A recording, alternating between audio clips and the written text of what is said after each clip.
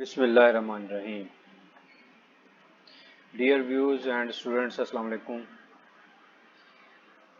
We have learned the salary income and property income in our previous two lectures. You remember, salary को हमने detail से देखा, property income को हमने detail से देखा और अब हम थर्ड स्टेप पे आने वाले हैं, that is business income.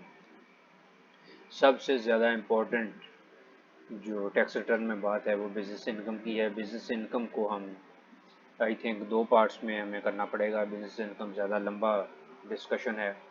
Business में हम देखते हैं the first manufacturing slash trading items, other revenues, management, administrative, selling expenses, inadmissible slash admissible reductions, adjustments, business assets slash equity liabilities mean business balance sheet. यहाँ से लेके यहाँ तक profit and loss account है, ये बैलेंस शीट है business.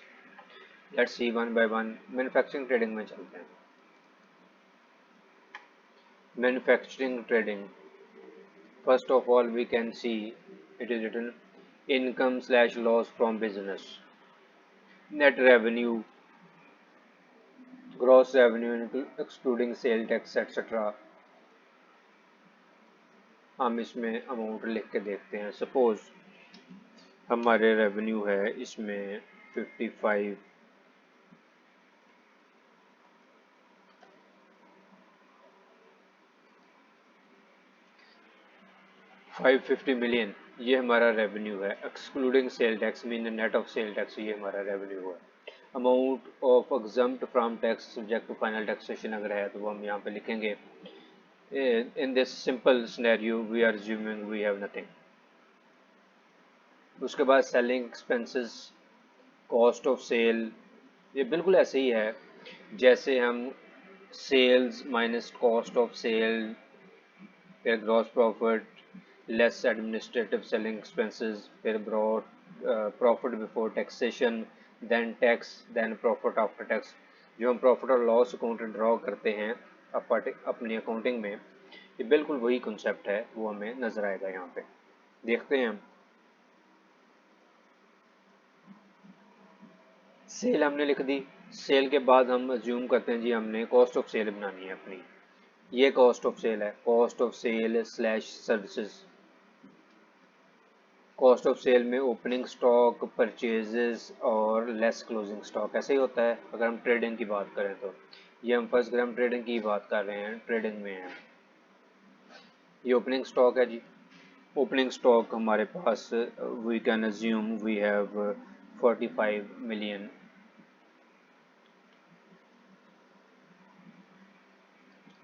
Opening stock हमारे, opening stock क्या है जी? ईयर एंड के शुरू में 1 जुलाई 2021 को हमारे पास ये ओपनिंग स्टॉक था और हमने परचेजेस की फॉर द ईयर, इस पूरे में हमने परचेजेस की, you can say this one amount है, ये हमारी परचेजेस हैं 45 मिलियन। 45 नहीं, we will have to add one more zero in it, 450 million, ये हमारी परचेजेस हैं। और ये सबसे आखिर में आप देखेंगे ये है क्लोजिंग स्टॉक। सपोज हमारे पास क्लोजिंग स्टॉक है 100, कुछ ज़्यादा अमाउंट हो जाएगी, 50 मिलियन का हमारे पास क्लोजिंग स्टॉक है, ये हमने एज्यूम कर लिया। 50, we want to write 50।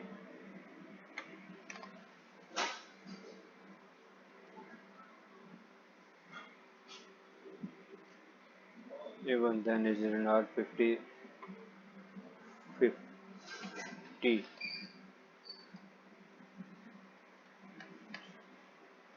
50 million is closing stock।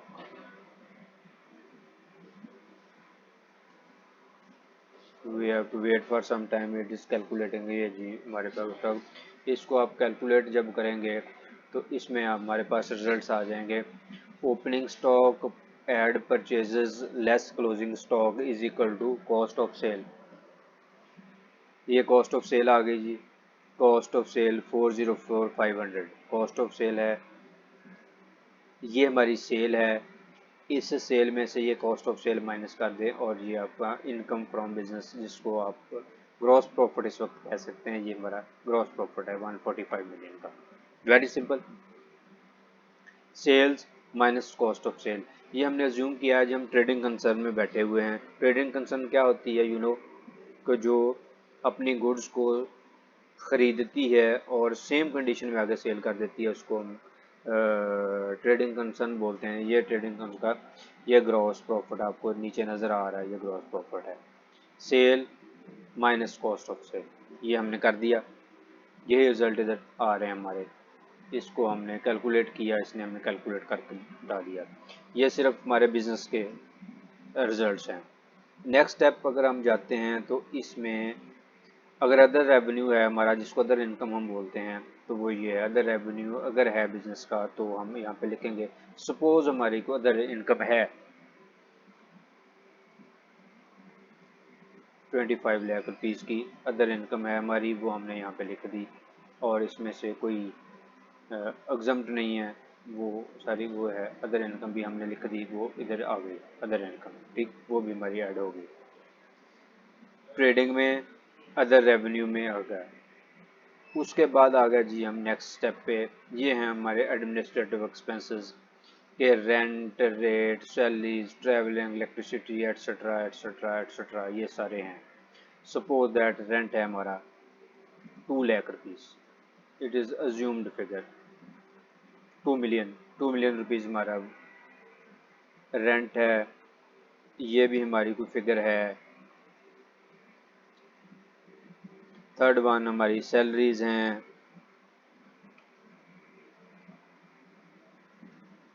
वो भी हमने डाल दी, थोड़ी सी ज़्यादा हो गई, 15 मिलियन ठीक रहेंगी।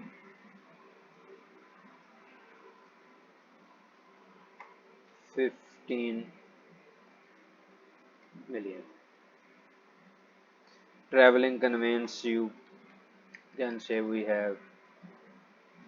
इस तरह से आप सारे एक्सपेंसेस डालते जाएंगे, जो भी आपके एक्सपेंसेस हैं, तो वो एक्सपेंस के ये यहाँ पे टोटल लेता रहेगा, और फिर उसको अकाउंटिंग प्रॉफिट एंड लॉस आपको ये शो करता है। ये इसका टोटल है, इसको हम कैलकुलेट करते हैं, तो ये मैनेजमेंट एडमिनिस्ट्रेटिव एक्सपेंसेस का टोटल इसने ऊपर ले लिया है। ये अज्यूम कि हम ये सारे एक्सपेंसेस हमारे मौजूद हैं, हमने बस ऐसे लिखे नहीं है। ये इसमें एक इम्पॉर्टेंट बात है, अकाउंटिंग अमोर्टाइजेशन, अकाउंटिंग डेप्रिसिएशन, ये इसमें डिफरेंस है, हम इसको बताएंगे। सपोज दैट हमारी अकाउंटिंग डेप्रिसिएशन है, अब डेप्रिसिएशन भी हमने डाल दी, ये हमारी डेप्रिसिएशन है ऑन एसेट्स, ये हमने डाल दी। अमोर्टाइजेशन है हमारी, वो भी हमने डाल दी, एंड अदर एक्सपेंसेस भी हमारे पास हैं, वो भी हमने सपोज डाल दी, इंश्योरेंस डाल दी, सब कुछ ये डाल दिया है हमने, और ये हमारे मैनेजमेंट हो गए। इसको आप कैलकुलेट रिकैलकुलेट करें और फिर आप इधर रिजल्ट देखने के लिए दोबारा चले जाएं।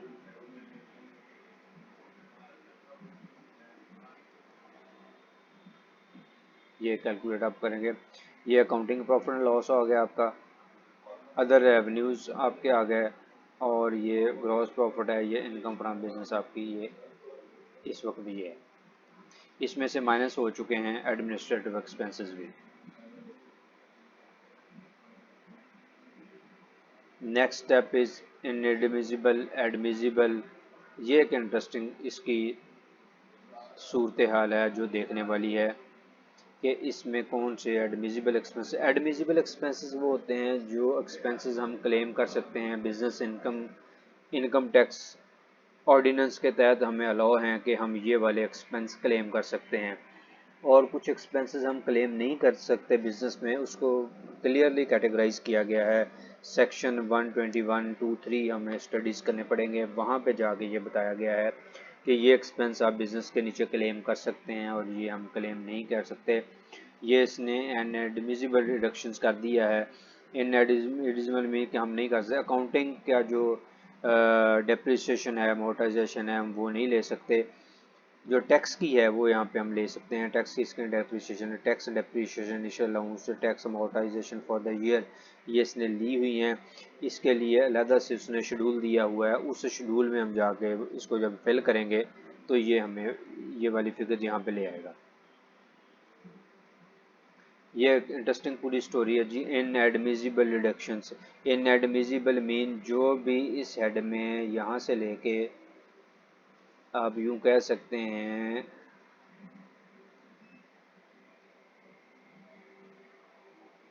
ये लास्ट वन है, यहाँ तक जो भी आप फिगर वहाँ पे लिखेंगे अपने एडमिनिस्ट्रेटिव एक्सपेंसेस में, ये इसको इनएडमिसिबल कह के कह देगा।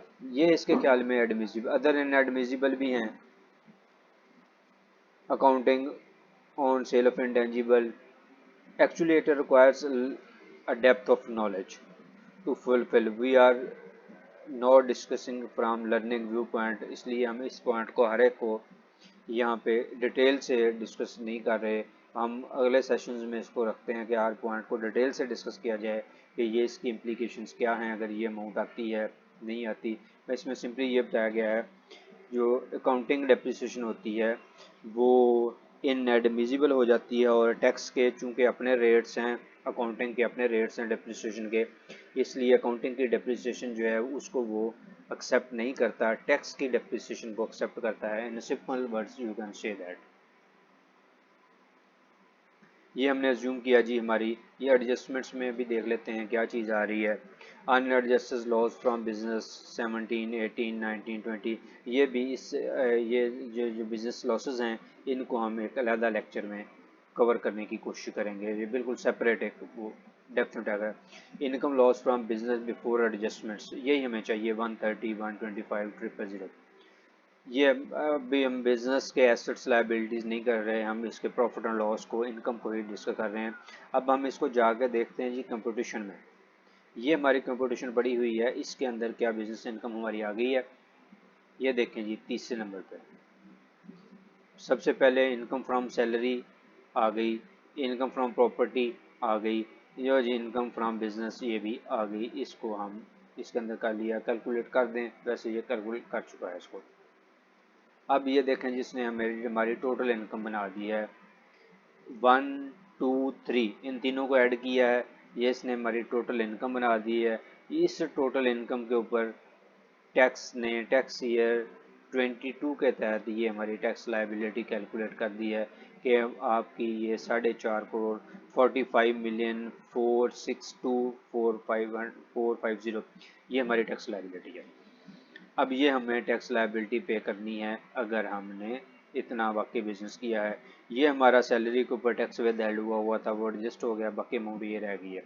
लेकिन बिजनेस इनकम में ये बड़ी इंपॉर्टेंट बात है कि हमारा कुछ ना कुछ टैक्स विदहेल्ड हो जाता है at the spot under section 153। हमने अपने प्रीवियस लेक्चर्स में सेक्शन 153 को बड़ा डिटेल के साथ डिस्कस किया हुआ है। आप प्रीवियस वीडियोज़ वहाँ पर जाके देख सकते हैं, उसका लिंक भी शेयर किया हुआ है।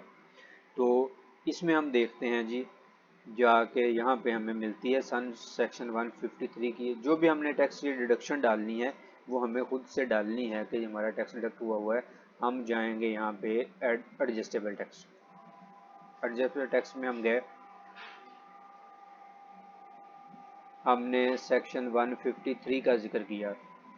सेक्शन 53 1%, 1.5%, 2.5%, ये मुख्तलफ पे हैं। 4.5%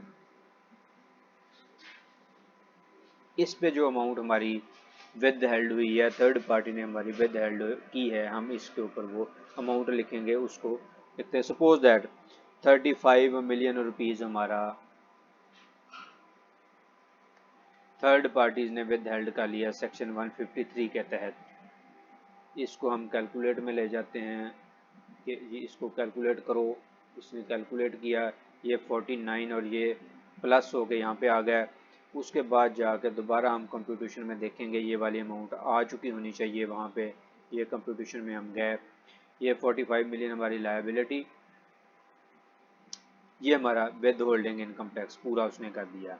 जो हमारी सैलरी पे विद हेल्ड हुआ था वो, और जो हमारा इस पे हुआ था, सैलरी पे 49 था, ये 35, ये टोटल इतना।